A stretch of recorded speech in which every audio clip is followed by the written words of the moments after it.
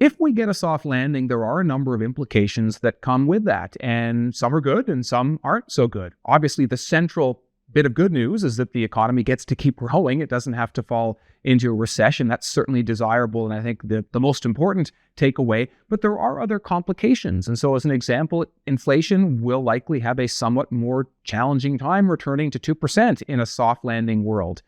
With a hard landing, you would get some help with a higher unemployment rate and slower wage growth and diminished corporate pricing power and that sort of thing. And we're just not going to get that kind of help if a soft landing plays out. And so it's a longer journey downward.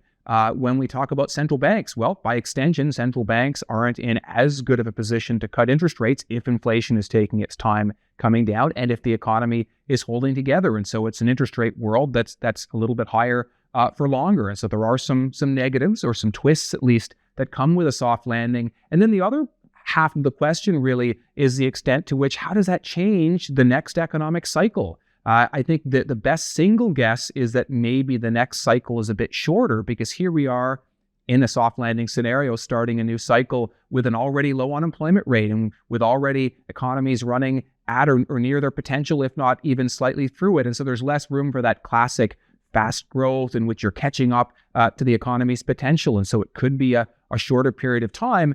But I should say that's not actually the only possible interpretation, because the other complication is if a soft landing were to be achieved, it does raise some fundamental questions about recessions and whether recessions are just less likely for some reason in this modern age, having seen all these recession signals unfulfilled. And so maybe that pushes against the idea the cycle could be shorter. And so I think the answer is this is the early going. Let's see if we get a soft landing. Maybe it's a little bit of a shorter cycle, but that's not assured.